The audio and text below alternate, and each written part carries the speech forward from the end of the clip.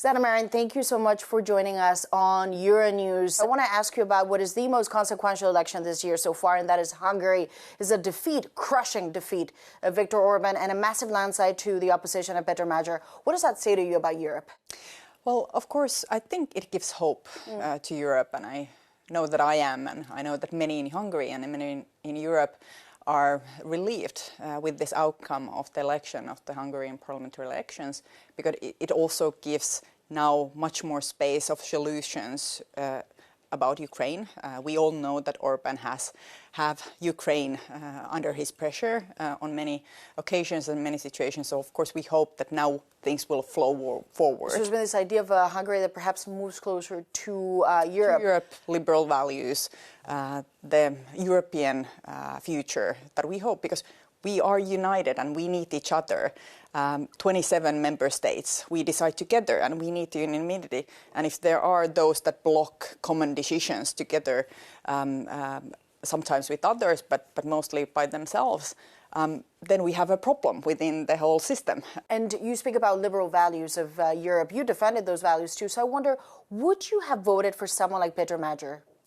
Well, I see you I'm two a Finnish not citizen. exactly the same. I'm a Finnish citizen, so of course I wouldn't vote anybody from Hungary. I would vote in Finland.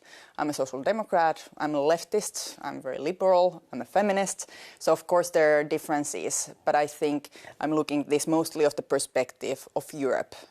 The unity that we need, the decisions that we need to make, especially concerning Ukraine, but also otherwise. So I think this gives us an opportunity to reach an outcome on decisions and situations that need to resolve. Over the past few weeks, we've seen tapes that leaked of alleged conversations, and some of them caught on tape very openly, between the Hungarians and the Russians. Is that something that you suspected? And is it just a red line has been crossed already? The idea that this communication was certainly happened before and after meetings? Of course, I have worked together with Viktor Orban in European Council, and we have had many difficult situations and discussions, for example, concerning Finland's and Sweden's NATO membership. And we know that Orban has very different view on the war in Ukraine, and also, for example, rule of law, applying rule of law in Europe. Ukraine cannot win it. He said objectively, Ukraine cannot win it. You've said Ukraine can win it. So Ukraine must win it. I would say Ukraine must win it. If Ukraine doesn't win the war or have an outcome on a peace negotiations that will be sustainable, that would be fair for the Ukrainian citizens, and that will provide security to Europe and to Ukraine in the future. If we won't have that, we as Europe, we are under jeopardy, because Russia is, as we speak, they are preparing themselves, they're modernizing their army, and they're preparing themselves to much wider fight. So they're preparing for war with Europe? The rest of the continent? I wouldn't rule that out. And we also need to prepare. And for that, we need strong Ukraine, because Ukraine has the largest, most functional and modern army with modern warfare experience. And without Ukraine, we are vulnerable. We need their lessons learned. We need their help. And we need to understand that we are as dependent on Ukraine and Ukrainian capabilities, that Ukraine is dependent on our help. We need their capabilities when it comes, for example, building drones, innovating and transforming their military capabilities. We need their expertise, and we need to understand how bad we need it. We are now, when we are building our own defense capabilities and reaching that 5% target, hopefully, that we have set together in NATO, it also, and actually even more so, depends where we use that money, not only how much, but where we use that money. If we use it on wrong direction, old-fashioned, traditional models that cost a huge amount of money, and not the ones that are actually used on the battlefield, then we will just waste every euro that we spend. And you mentioned NATO. There's been a lot of friction over the past few weeks. Certainly the president of the U.S. making it very clear that he believes the Europeans have done very little in Iran, and also has said that NATO without the U.S. is a paper tiger. When I hear these words, this is exactly what Russia would like to hear. NATO is a paper tiger, and the U.S. may consider reassessing their relationship. How concerned are you? Because a country like yours certainly needs a strong NATO. I'm very glad and I still support our decision joining NATO. I think it was the right one. At the same time, we have to understand and realize that NATO is a different organization now than it was when we and Sweden joined. Because Trump is a president? Because of the changing relationship between US and Europe, it has already changed and it is changing, and this is a fact that we cannot escape. And it means that we need to focus on our own game. Now we are speaking European defense capabilities and European unity, European military forces, and I think this is extremely necessary discussion, and we should also discuss more about the European nuclear deterrence.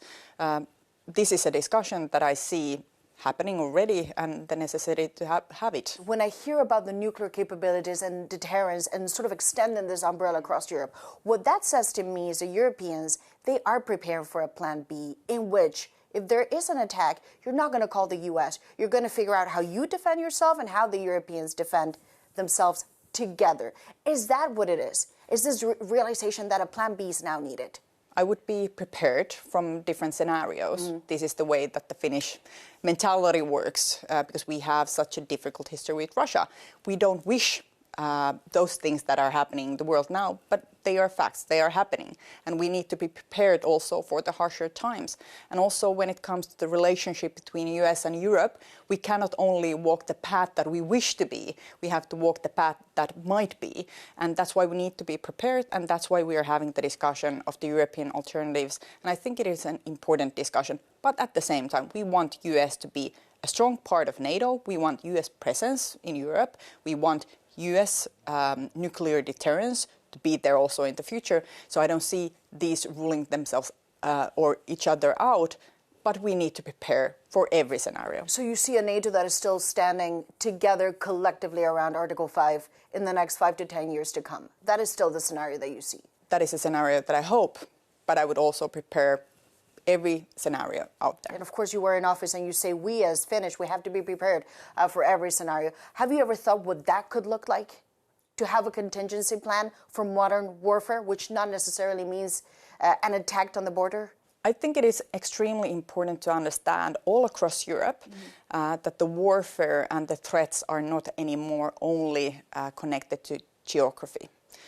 With drone technology, with the use of AI, mapping out critical infrastructure extremely fast, with space technologies, with all the things that is now created and will be created, you cannot anymore rely that you're safe when you're farther away from the border. So of course you are more in jeopardy. We have that long border with Russia and we understand what kind of enemy we are dealing with, what kind of neighbor we are dealing with. You think of Russia as an enemy? Well, Russia is attacking European country. Yes, Russia is an enemy as we speak. They're attacking European country. They are violating international law. They are an enemy. And I think we need to make sure that they won't win war in Ukraine, but Ukraine will win and maintain as an independent country.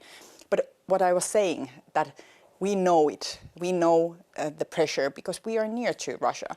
But you need to also understand in Portugal, in Spain, in French, that you're not safe even though you're further away from the border because of the new threats and because of the new technologies. You can plant drones anywhere. You can map out critical infrastructure with AI, with the speed that you don't even understand. You can use these technologies also to attack other countries. So you also need to be prepared elsewhere and not fool yourselves into the idea that we are safe and we don't have to do anything. You said it at the beginning of our interview. You are very pro-Europe. You are very liberal. You've said, I am a feminist. But you also know the international zeitgeist. The pendulum has really changed from progressive ideas to what is seen now as a global conservative movement that would argue perhaps you are too woke. So how would you respond to that? And do you see that pendulum switching back? There's always a pendulum movement. The most thing that I now worry is the lack of respect of international rules and laws.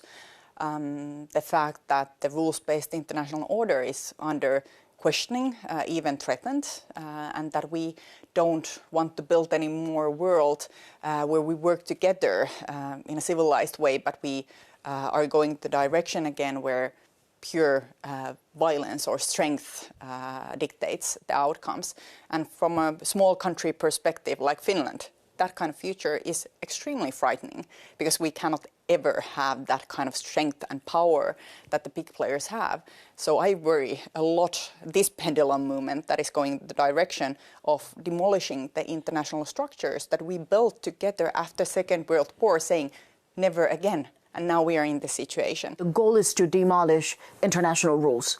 Well, as we see, there is cultural battle. There is this ideology again rising that made the strongest men win, and we need to. And we're two women. We need to push back, and we need to remind that there was a reason why we built those structures before. And if we go to that direction, we will only end up in a similar kind of situations where we ended up for World War I, World War II. It wasn't a coincidence that these structures were invented, created, built. As a final question, you were in office, you were a politician, but you also became a sort of media sensation. There was a fixation with the things that you would do, the things you would wear, your looks, whether you were out and about and who you were with. Was that something that had an impact on you, and how are you feeling now? Well, I think those are things that come with the job. Of course, I would have wished that media focus would always be on the issues, on my job, on the things that I was handling. But of course, I think every politician nowadays feel more and more pressure also from the intensive, not maybe with everybody a scrutiny, but the interest of personal issues, personal things, looks, appearance. And I think this is frustrating, especially to politicians, because they usually want to focus on the work and the issues why they joined their parties and run for office in the first place. Well, Sanna Marin, thank you so much for joining us on Euronews. Appreciate it. Thank you so much for having me.